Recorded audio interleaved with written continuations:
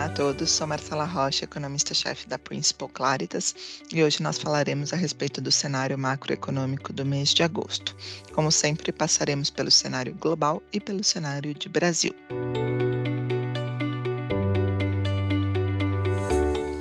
Começando pelo cenário internacional, o mês de agosto foi marcado por uma cautela dos mercados globais. Depois de 5 meses consecutivos de alta, houve queda do S&P de quase 2%. Mas não foi só a bolsa americana que caiu em agosto.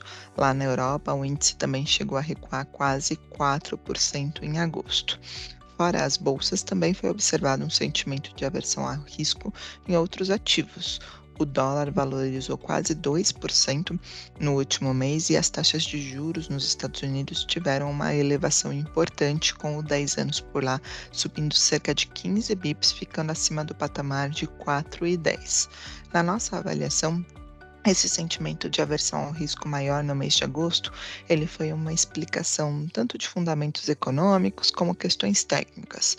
Pelo lado técnico, houve uma preocupação ali com emissões adicionais do Tesouro Americano, no momento em que houve um downgrade da nota de crédito soberana dos Estados Unidos e mudança ali na condução da política monetária do Japão. Mas fora essas questões técnicas, tem havia ali uma preocupação com fundamentos da economia americana, mostrando muita resiliência no momento em que tinham maior preocupações com o crescimento de China e Europa. Sobre os Estados Unidos, a resiliência da atividade não é nova, mas ao longo do último mês nós tivemos ainda mais evidência como esse PIB americano ele está forte.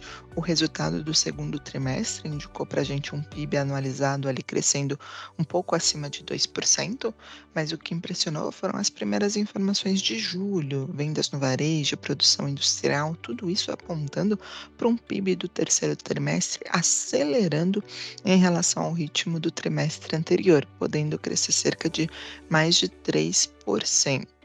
Claro que essas questões em relação ao crescimento não são novas, são justificadas pelo mercado de trabalho robusto, mas a cada trimestre que não existem sinais ali de uma recessão, fica uma percepção de que a convergência da inflação para a meta vai demorar ainda mais. Afinal, a gente já sabe que a inflação vem moderando, mas que o núcleo ainda apresenta resiliência. Nesse ambiente, a sinalização do Banco Central dos Estados Unidos continuou sendo de cautela. Nós não tivemos ali indicações de que um novo aumento da taxa de juros nos Estados Unidos deve ocorrer esse ano. Nosso cenário segue de que o ciclo de aperto monetário já se encerrou. Mas apesar do ciclo de aperto monetário terminar, nós acreditamos que o Banco Central dos Estados Unidos deve manter aquele discurso duro e de preocupação. No seu discurso em Jackson Hole, o presidente do Fed, o Powell, foi muito claro em afirmar que existem ali sinais de que o efeito defasado da política monetária deve chegar na atividade, mas que todo o custo da desinflação e o objetivo de ancorar essa inflação na meta ao longo dos próximos trimestres não descartam a possibilidade desse juros poder ficar alto por um período prolongado. Essa sinalização de um juros nos Estados Unidos podendo demorar mais para cair com atividade forte sacramenta um ambiente do excepcionalismo da economia americana, o que justificaria esse dólar alto e as taxas de juros também mais pressionadas. Só que o que impressiona é como essas boas notícias dos Estados Unidos ocorrem no momento em que há mais preocupações com a Europa e com China. Na Europa, a gente já sabia que uma desaceleração estava em curso e os últimos PMIs reforçaram esse cenário. A prévia do último PMI da zona do euro mostrou para a gente uma queda para 47 pontos, o menor patamar desde outubro do ano passado. A manufatura, que já estava fraca, continuou abaixo de 50 pontos, mas o setor de serviços, que vinha apresentando ali uma resiliência, também mostrou uma queda mais intensa, indicando para a gente que lá na Europa, diferentemente dos Estados Unidos, o segundo semestre começa com a atividade perdendo fôlego. De fato, ainda não tem revisões fortes para a projeção de PIB, mas isso já leva o Banco Central da Europa a mostrar uma maior preocupação com o nível de atividade por lá. Nas últimas comunicações, os membros do ECB mostraram ali que devem adotar um cenário de política monetária muito mais dependente dos dados econômicos. É verdade que eles também ainda têm preocupação com o nível elevado de inflação, mas esses números mais fracos, num cenário de condições de crédito mais apertado, deixaram ali na mesa a possibilidade em aberto de um novo aumento da taxa de juros lá na Europa. Dessa forma, houve uma queda da probabilidade de uma nova alta. Na nossa avaliação, apesar desse aumento poder ocorrer, ele está muito mais em aberto, é um call muito mais difícil do que era há um mês atrás, devido à mudança desses discursos. Fora a Europa, a maior preocupação segue sendo a China. As decepções com a atividade se mostraram presentes de novo na última rodada de dados por lá. Tanto a produção industrial, vendas no varejo, como investimentos frustraram. Só que, além disso, os números do setor imobiliário indicaram para a gente uma piora adicional com queda relevante das vendas de casa. Isso mostra uma piora das projeções para esse ano de novo do PIB da China recuando, mas também um impacto relevante para o ano que vem. Com a economia chinesa acumulando tantas surpresas negativas, todas aquelas discussões sobre problemas mais estruturais ficam mais frequentes, né? Afinal, uma economia que não consegue engatar uma melhora após reabertura, no momento em que o setor imobiliário já estava frágil, desemprego está alto, confiança está baixa e dívida alta, tudo isso leva a uma cautela muito maior a respeito de qual vai ser o crescimento dessa economia, a força dela no próximo ano. É verdade que a postura do governo chinês, que era de cautela, começa a se mostrar ali mais preocupada, trazendo medidas focalizadas no setor imobiliário, tentando aumentar a confiança do investidor, mas ainda há uma dúvida sobre o real impacto dessas medidas e o quanto elas podem impulsionar esse crescimento ou não somente estancar ali uma deterioração que parecia muito maior do que as expectativas. Nesse cenário, portanto, o mês de agosto se mostrou muito desafiador para as economias emergentes, principalmente.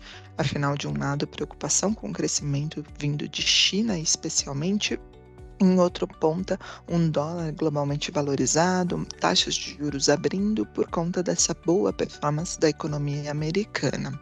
É verdade que não dá para nós estendermos ainda esse mês de agosto para os próximos meses. O nosso cenário segue de que é possível ter na economia americana uma desaceleração. O mercado de trabalho já começa a perder força, nós acreditamos que ao longo dos próximos meses devem ficar mais evidentes os impactos da política monetária. Além disso, quando a gente fala de discussões ali técnicas para os ativos americanos, nós não nos podemos esquecer que o mês de agosto tipicamente tem baixa liquidez e esses fatores podem ter afetado ali a leitura maior do mercado. Mas mesmo que o nosso cenário ainda seja de um arrefecimento da economia americana, é um cenário que exige maior cautela vindo principalmente do processo de desinflação e dos riscos de China. Mesmo que a economia americana arrefeça, a desinflação ainda deve ter um custo, não permitindo o Fed reduzir a taxa de juros ao longo dos próximos meses, podendo ocorrer isso só no final do segundo trimestre do ano que vem. Além disso, esse ambiente de não sinalização de queda de juros, com preocupação da economia chinesa, também pode fazer o cenário para emergentes ficar um pouco mais nebuloso do que ao longo dos últimos meses.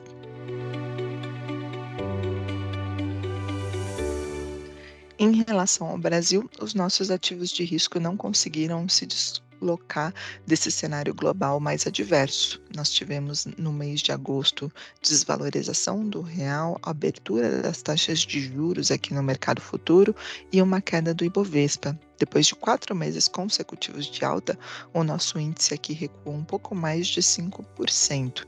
E esse movimento de aversão ao risco global foi acompanhado com saída do investidor estrangeiro aqui do Brasil.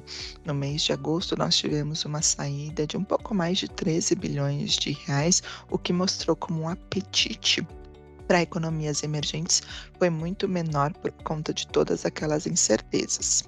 Na nossa avaliação, esse desempenho ruim dos ativos no Brasil foi em grande parte explicado pelo global, mas é verdade que tiveram algumas notícias aqui no campo fiscal que também não contribuíram para que o Brasil conseguisse descolar desse cenário global. Quais foram essas notícias? Foram todas aquelas relacionadas ao projeto de lei orçamentária do ano que vem. Como nós sabíamos, o governo tem uma meta ambiciosa para a meta fiscal ano que vem, uma meta de zerar o déficit, e para conseguir cumprir esse compromisso, o governo precisaria listar várias medidas para aumentar a arrecadação. Todo esse conjunto de medidas já vinha sendo discutido ao longo das últimas semanas, mas finalmente, no final de agosto, o governo divulgou ali quais seriam as medidas necessárias para fechar esse déficit. O governo mostrou para a gente que precisariam de medidas ali para somarem quase cerca de 170 bilhões de reais e que para isso teriam três pilares ali de medidas de arrecadação. O primeiro seria tudo relacionado à recuperação fiscal e correção de distorção, que é basicamente o CARF, negociações com a Procuradoria-Geral da Fazenda Nacional, relação com a Receita Federal. Fora isso, tem a questão da isonomia tributária, que foram as medidas que eram mais discutidas politicamente, a questão da tributação de fundos fechados, investimentos offshores e também o fim do JCP. Além disso, o governo também busca ali cerca de 40 bilhões de receita com a relação do governo com a Receita Federal e com as empresas tendo modificações. Grande parte dessas medidas precisa de aprovação no Congresso.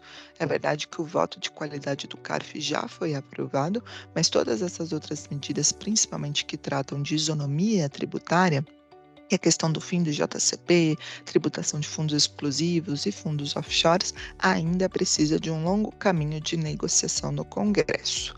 Na nossa visão, esse conjunto de medidas não chegou a surpreender, afinal, o desafio de ter um déficit zero ano que vem é gigantesco e todas elas já vinham sendo ali discutidas. Mas o momento da apresentação dessas medidas foi importante, afinal, os dados correntes de política fiscal mostram o tamanho do desafio. A arrecadação nos últimos 2 meses veio abaixo do esperado, o déficit acumulado no mês até julho das contas do governo central já soma quase 0,9% do PIB e havia toda uma pressão política para o Ministério da Fazenda já desistir de zerar esse déficit o ano que vem. Nós avaliamos que, apesar da meta ser muito ambiciosa e do governo ter um tremendo desafio ao longo dos próximos meses, foi muito prudente da equipe econômica em manter esse compromisso e lançar a mão dessas medidas que são politicamente delicadas. Isso, na nossa avaliação, mostra ali o compromisso do governo com o arcabouço, com essa nova regra fiscal que foi aprovada há pouquíssimo tempo e mostra uma tentativa do governo a todo custo de querer melhorar as contas públicas. Claro que nós sabemos que talvez a meta de zerar o déficit não seja entregue, mas cada mês que o governo continua comprometido com isso e a equipe econômica continua buscando alternativas, é mais um mês em que diminui a desconfiança, que diminui as tentativas de burlar a regra fiscal, de gastarem mais ou virem com medidas de responsabilidade.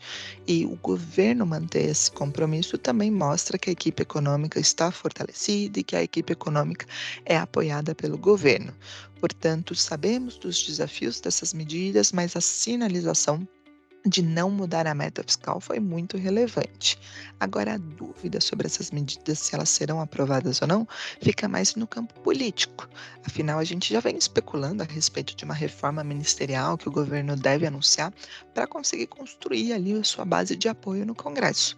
Mas o mês de agosto terminou sem essa reforma ministerial ter sido anunciada. E as últimas notícias dão conta de que talvez essa reforma seja muito mais enxuta do que previamente especulado, ou talvez ela saia somente de maneira fatiada, sendo combinada com questões ali para serem voltadas de maneiras individuais. Então, isso mostra como a equipe econômica vai ter um desafio de votar tantas medidas delicadas assim até o final do ano, como o risco existe de abrir vários flancos ali de discussão e, claro, além de não serem aprovadas, as medidas podem ser simplesmente ali diluídas e serem alteradas, trazendo um impacto fiscal bem menor. Portanto, nós não mudamos nossas expectativas, acreditamos que o déficit fiscal o ano que vem não deve ser zero, deve ficar mais para perto de 0,8% do PIB, mas achamos que a manutenção desse compromisso reduz um pouco o risco fiscal. Então, houve sim um ruído adicional, uma piora em relação aos ativos brasileiros, mas nós não culpamos muito as dúvidas da política fiscal a respeito disso.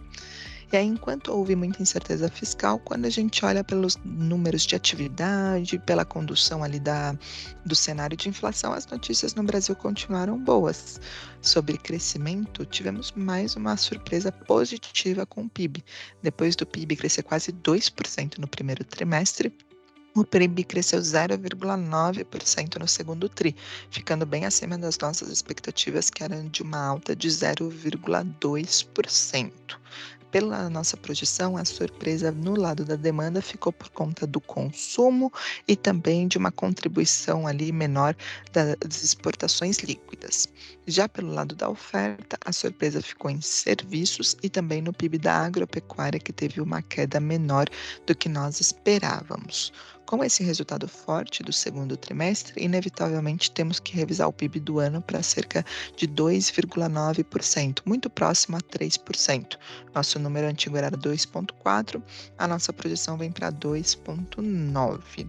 Avaliamos que esse número só não é maior porque ainda esperamos uma desaceleração da atividade no segundo semestre, não só por conta de uma volta da agropecuária, mas por conta ali de uma perda de fôlego de consumo e serviços devido ao impacto defasado de política monetária.